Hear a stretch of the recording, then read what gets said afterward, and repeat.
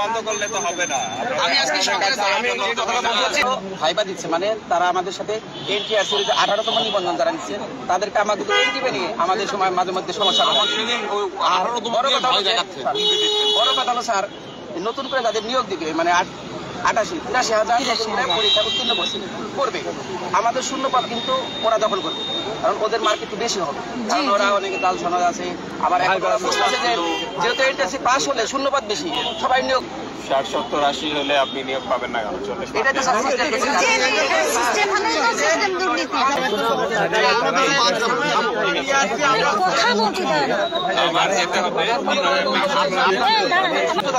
ঠিক আছে।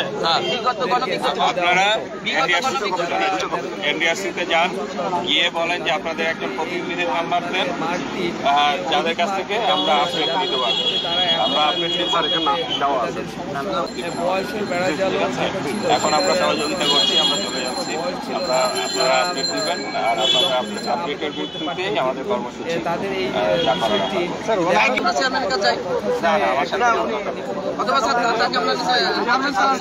স্যার আপনি গেলে 16 জনের রায়টা দিয়ে তৃতীয় গণবিজ্ঞপ্তির ইয়েটাও দিয়ে দেন। আমির ভাই, আমির ভাই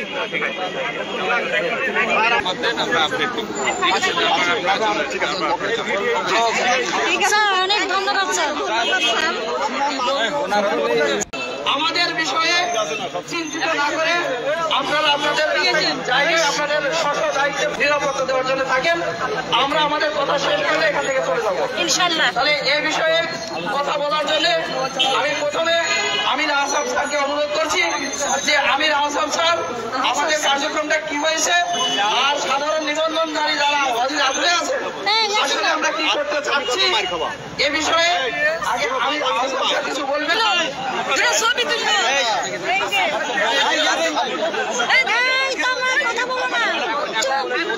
আমাদের অধিকার ফিরে পেতে যাচ্ছি। আমরা প্রত্যাশা করছি অতি দ্রুতই আমাদের যে চাওয়া পাওয়া সেটা পূরণ হবে। আমরা দীর্ঘ 2022-এরও আগে আমরা বিভিন্ন মানববন্ধন করেছি। 2022 থেকে আজও পর্যন্ত মাঠে আছি, মাঠে থেকে বিভিন্ন কার্যক্রম পরিচালনা করেছি বিভিন্নভাবে। বিগত সরকারের স্বেচ্ছাচারিতা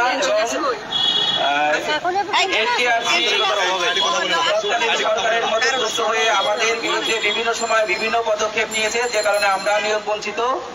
তো আমরা এটা মন্ত্রণালয় সহ বিভিন্ন জায়গায় দৌড়াদৌড়ি করে সর্বশেষ প্রধান উপদেষ্টার কার্যালয়ে অনেকবার দৌড়াদৌড়ি করে, এবং আজকে যেটা হয়েছে আপনাদের সম্মুখে হয়েছে, আপনারা সকলে দেখেছেন। মাননীয় প্রধান উপদেষ্টার এপিএস সাব্বির রহমান স্যার আমাদের এসে, সাব্বির আহমেদ আমাদের এখানে এসে আমাদের ব্যাপারে সে আমাদের চিঠি নিয়ে গেছে এবং আমাদের ব্যাপারেও সে পজিটিভ কথা বলে গেছে। এবং আমরা এনটিআরসি চেয়ারম্যান স্যারের সাথেও কথা বলে আমরা এতটুকু আপনাদের আশ্বস্ত করছি যে আমাদের ব্যাপারটা সমাধান হবে।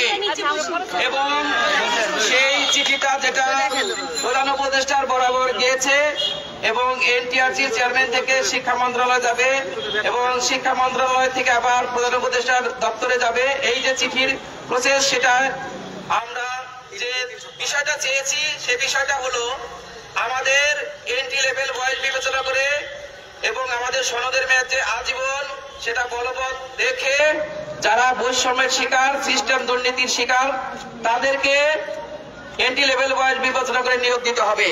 তাহলে আমরা 1 থেকে 12তম যে ডাটাবেস আলাদা করেই চেয়েছি। সুতরাং আমাদের আর চিন্তার কোনো কারণ নেই। এখন শুধুমাত্র একটি আমাদের কাজ, সেটি আমাদের কাজ কতদূর এগোলো সে ব্যাপারে আমাদের যোগাযোগ করে পদক্ষেপ দিলেই আমরা আমাদের সুফলটা, আমাদের নিয়োগের ব্যাপারে যে ব্যবস্থা কি নেওয়া হলো সেটা জেনেই আমরা পরবর্তী পদক্ষেপ নিতে পারবো। আশা করি আমরা এখন থেকে বিজয়ের হাসি হাসতে পারবো। আরেকটি কথা আপনাদের উদ্দেশ্যে বলবো সেটা হলো অতি গুরুত্বপূর্ণ, যেটা আমরা মন্ত্রণালয় সহ বিভিন্ন জায়গায় অনেক সময় গিয়েছি, দেখা যায় অনেকেই মনে করে 2-4 জন অনেকেই গ্রুপ গিয়ে এই ভুল ভাল বুঝিয়ে আমাদের কাজটাকে অনেক সময় বিতর্কিত করেছে, আমাদের কথাও অনেক সময় শুনতে চায় নাই, তাদের কথা তো শুনেই নাই। এই কথাগুলো বলে মানে এক একজন যখন এক এক রকম সমস্যার কথা বলে তখন মূল সমস্যা মূল জিনিসটা কিন্তু আইডেন্টিফাই করতে কষ্ট হয়, যে কারণে আমাদের নিয়োগে আমাদের ব্যাপারে সিদ্ধান্ত নিতে তাদের কষ্ট হচ্ছে বা দেরি হয়েছে। তো আমরা প্রত্যাশা করব তাহলে আমাদের হলে সবারই হবে, আমাদের হলে সবারই হবে, তাহলে কারো আর দ্বিধা বিভক্তি না করে সকলে ঐক্যবদ্ধ থেকে যাতে আমরা সর্বশেষ যে সুখবর আমাদের নিয়োগের ব্যাপারে যেভাবে তারা পদক্ষেপ নিবে সেই পদক্ষেপে আমাদের কোনো সমস্যা না থাকলে আমরা শতভাগ সফল বলে মনে করছি। এই আজকের যে কর্মসূচি আমাদের চিঠি আজকেই ফরওয়ার্ড করার কথা, আজকের মধ্যে ফরওয়ার্ড হয়ে যাবে এবং আমাদের এই আপডেটটা আমরা পরবর্তীতে এই জুম মিটিং এর মাধ্যমে আপ টু ডেট আমরা জানিয়ে দিব আর চেষ্টা করব। আপনারা সবাই আসলে যে কথা বলতে চাচ্ছি সেটা আমরা সকলের জন্যই কাজ করছি, কারো কোনো হতাশার নেই।